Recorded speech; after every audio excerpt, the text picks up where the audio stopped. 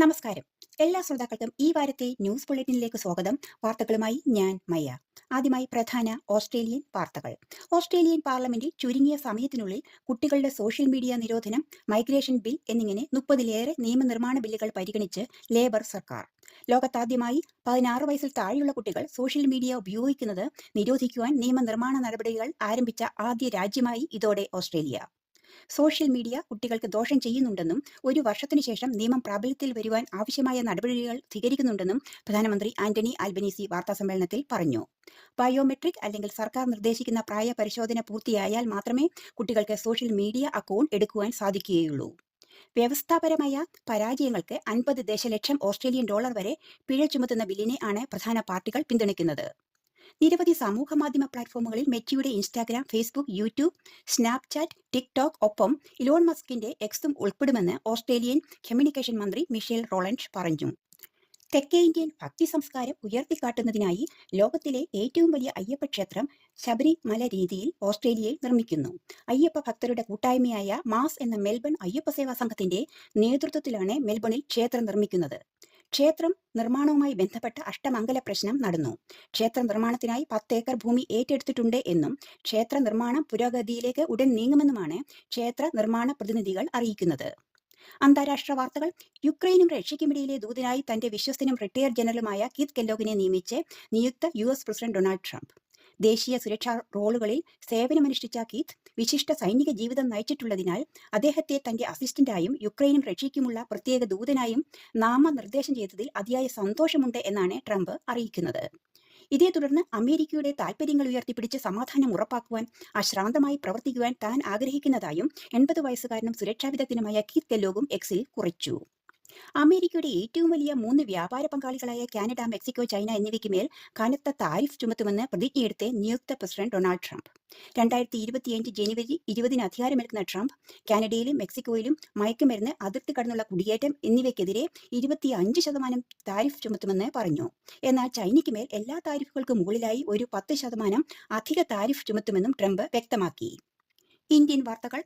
Congress general secretary Priyanka Gandhi Lok Sabha എംപിയായി സത്യപ്രതിജ്ഞ ചെയ്തു. ലോക്സഭാ ഉപതെരഞ്ഞെടുപ്പിൽ വയനാട്ടിൽ നിന്നും തകർപ്പൻ ഭൂരിപക്ഷത്തിൽ വിജയിച്ച പ്രിയങ്ക ഇതാദ്യമായാണ് എംപിയാകുന്നത്. റായ്ബറേലി എംപിയായ സഹോദരൻ രാഹുൽ ഗാന്ധി, രാജ്യസഭാ പാർലമെന്റ് അംഗമായ സോണിയാഗാന്ധി എന്നിവരോടൊപ്പമാണ് പ്രിയങ്ക ലോക്സഭയിൽ എത്തിയത്. രാജ്യസഭാംഗമായ സോണിയാഗാന്ധിക്കും അന്തരിച്ച മുൻ പ്രധാനമന്ത്രി ഇന്ദിരാഗാന്ധിക്ക് ശേഷം എംപിയായി സത്യപ്രതിജ്ഞ ചെയ്യുന്ന ഗാന്ധി കുടുംബത്തിലെ 3ാമത്തെ വനിത കൂടിയാണ് പ്രിയങ്ക. ഇലോൺ മസ്കിന്റെ കമ്പനിയായ ടെസ്ല നിർമ്മിച്ചു വരുന്ന ഒപ്റ്റിമസ് റോബോട്ടിനെ പറ്റിയുള്ള വാർത്തകൾ ടെക്നോളജിയിൽ വിദഗ്ധർ സസൂക്ഷ്മം വീക്ഷിക്കുമ്പോൾ ഹ്യൂമനോയിഡ് റോബോട്ടുകളുടെ കാര്യത്തിൽ ഒപ്റ്റിമസിനോട് കിടപിടിക്കുന്ന നീക്കവുമായി ഇന്ത്യൻ കമ്പനിയായ അഡ്വർത്ത് ടെക്നോളജീസ് മുന്നേറുന്നു. റിലയൻസ് ഇൻഡസ്ട്രീസ് തലവൻ മുകേഷ് അംബാനിയുടെ സാമ്പത്തിക സഹായത്തോടെയാണ് നോയിഡ ആസ്ഥാനമായ സ്റ്റാർട്ടപ്പ് കമ്പനി അഡ്വർത്ത് ഹ്യൂമനോയിഡ് റോബോട്ടുകളെ നിർമ്മിക്കുവാൻ ഒരുങ്ങുന്നത്. ആഗോള റോബോട്ടിക് വ്യവസായത്തിൽ സ്വന്തമായ ഒരിടം സൃഷ്ടിച്ചെടുക്കുകയാണ് ഇന്ത്യ ഇതിലൂടെ സാധിച്ചെടുക്കുന്നത്. റിലയൻസ് ജിയോയുടെ AI സാങ്കേതികവിദ്യയും 5Gയും ഉപയോഗിച്ചാകും റോബോട്ട് പ്രവർത്തിക്കുക. മനുഷ്യനെ ബഹിരാകാശത്തിലെത്തിക്കുവാനുള്ള ആദ്യത്തെ ഇന്ത്യൻ ദൗത്യമായ ഗഗൻയാന്റെ അണിയറ പ്രവർത്തനത്തിൽ ISRO. ഇതിനായുള്ള ഗവേഷണങ്ങളും മറ്റു ജോലികളും പുരോഗമിക്കുകയും അന്താരാഷ്ട്ര ബഹിരാകാശ നിലയത്തിലേക്ക് കുതിച്ചുയരുവാൻ തയ്യാറെടുക്കുന്ന ഇന്ത്യൻ അസ്ട്രോനോട്ടുകൾക്കുള്ള പരിശീലനവും സമാന്തരമായി നടക്കുകയും ചെയ്യുന്നുണ്ട്. ഇന്ത്യൻ ബഹിരാകാശ സഞ്ചാരികൾ നേരിടുന്ന പരിശീലനവും ISS യാത്രയുമെല്ലാം ISROയുടെ ഭാവി ദൗത്യങ്ങൾക്ക് വലിയ മുതൽക്കൂട്ടാകുമെന്നാണ് പ്രതീക്ഷ. രാജ്യത്തെ ആപ്പിൾ ഫോണുകളുടെ ഉൽപ്പാദനം സർവ്വകാല റെക്കോർഡിലെത്തിയതായി കേന്ദ്ര സർക്കാർ. നടപ്പ് സാമ്പത്തിക വർഷത്തെ ആദ്യ 7 മാസ കണക്ക് പരിശോധിക്കുമ്പോൾ $10 ബില്യൺ ഐഫോണാണ് രാജ്യത്തെ ഉൽപ്പാദിപ്പിച്ചത്. ഇതിൽ $7 ബില്യൺ വിലമതിക്കുന്ന ഫോണുകൾ കയറ്റുമതി ചെയ്തെന്നും കേന്ദ്രം അറിയിച്ചു. ആത്മനിർഭർ ഭാരത് പദ്ധതിയുടെ ഭാഗമായി ഇന്ത്യയിൽ ഉൽപ്പാദന വർധനവ് ലക്ഷ്യമാക്കി ആവിഷ്കരിച്ച പ്രൊഡക്ഷൻ ലിങ്ക്ഡ് ഇൻസെന്റീവ് പദ്ധതിയുടെ നേട്ടമാണിതെന്നാണ് കേന്ദ്ര ഇലക്ട്രോണിക്സ് ഇൻഫർമേഷൻ ടെക്നോളജി മന്ത്രി ചൂണ്ടിക്കാണിക്കുന്നത്. റാഞ്ചിയിൽ ജാർഖണ്ഡിന്റെ 14ാമത് മുഖ്യമന്ത്രിയായി ഹേമന്ത് സോറൻ സത്യപ്രതിജ്ഞ ചെയ്തു. തുടർച്ചയായി 4ാം തവണയാണ് ഹേമന്ത് ജാർഖണ്ഡ് മുഖ്യമന്ത്രിയാകുന്നത്. റാഞ്ചിയിലെ മൊറാബാദ് മൈതാനിയിലെ ഇന്ത്യൻ സഖ്യ നേതാക്കളുടെ സാന്നിധ്യത്തിലായിരുന്നു സത്യപ്രതിജ്ഞ. ഇസ്കോൺ അഥവാ international society for Krishna consciousness എന്ന ഹിന്ദു സംഘടനയെ നിരോധിക്കണമെന്ന് ആവശ്യപ്പെട്ടിട്ടുള്ള റിട്ട് ഹർജിയിൽ ഉത്തരവ് പുറപ്പെടുവിക്കുവാൻ വിസമ്മതിച്ച് ധാക്ക ഹൈക്കോടതി.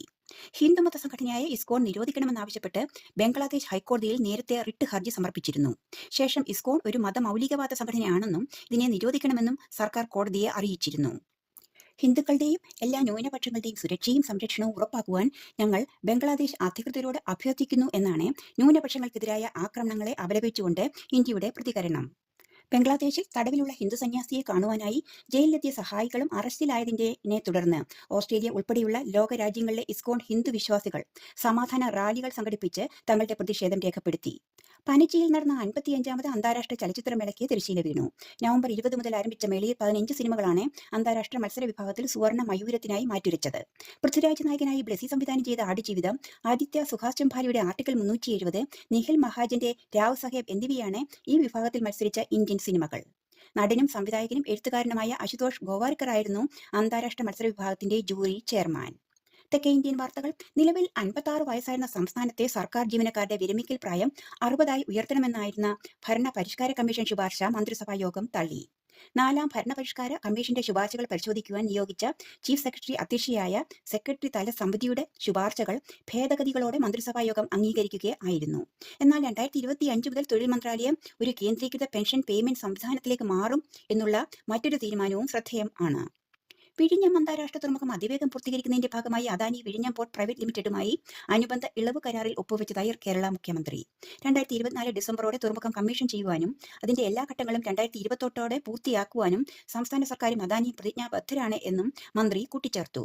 നേരത്തെയുള്ള കരാറിൽ നിന്നും വ്യത്യസ്തമായി തുറമുഖത്തിന്റെ മുഴുവൻ ഘട്ടങ്ങളും ഇതോടെ പൂർത്തിയാകും. 29ാമത് international film festival of Kerala IFFK lifetime achievement award വിഖ്യാത ഹോങ്കോങ് സംവിധായികയും തിരക്കഥാകൃത്തും നിർമ്മാതാവും നടിയുമായ ആൻ ഹുയിക്ക് 10 ലക്ഷം രൂപയും ശില്പവും പ്രശസ്തി പത്രവും അടങ്ങുന്നതാണ് പുരസ്കാരം. ഏഷ്യയിലെ വനിതാ സംവിധായകരിൽ പ്രധാനിയായ ആൻ ഹുയി ഹോങ്കോങ് നവതരംഗ പ്രസ്ഥാനത്തിന്റെ മുഖ്യ പ്രയോക്താക്കളിൽ ഒരാളാണ്. കായിക വാർത്തകൾ. സൂപ്പർ താരം ലയണൽ മെസ്സി അടങ്ങുന്ന അർജന്റീന ടീം കേരളത്തിലേക്ക് വരുമെന്ന് സ്ഥിരീകരിച്ച് സംസ്ഥാന കായിക വകുപ്പ് മന്ത്രി. സ്പെയിനിൽ വെച്ച് അർജന്റീന ടീം മാനേജ്മെന്റുമായി ചർച്ച നടത്തിയതിന്റെ അടിസ്ഥാനത്തിൽ അടുത്ത വർഷം കേരളത്തിൽ വെച്ച് മത്സരം നടക്കുമെന്നും മെസ്സി പങ്കെടുക്കുമെന്നും മത്സരത്തിനായി കൊച്ചിക്കാണ് പ്രഥമ പരിഗണന നൽകുന്നതെന്നും മന്ത്രി വാർത്താ സമ്മേളനത്തിൽ പറഞ്ഞു. കേരളത്തിൽ 2 മത്സരങ്ങൾ ഉണ്ടാകുവാനാണ് സാധ്യത. അർജന്റീന ദേശീയ ടീമും ഏഷ്യയിലെ പ്രമുഖ ടീമുമായി മത്സരത്തിന് സാധ്യതയുണ്ട് എന്നാണ് റിപ്പോർട്ടുകൾ കാണിക്കുന്നത്. ഇതോടെ ഈ ആഴ്ചയിലെ ന്യൂസ് ബ്രോഡ്കാസ്റ്റ് പൂർണ്ണമാകുന്നു. വാർത്തകൾ എഴുതി വായിച്ചതേ മയ്യ. എല്ലാ ശ്രോതാക്കൾക്കും നല്ലൊരു ദിനം ആശംസിച്ചുകൊണ്ട് വിടവാങ്ങുന്നു. നമസ്കാരം.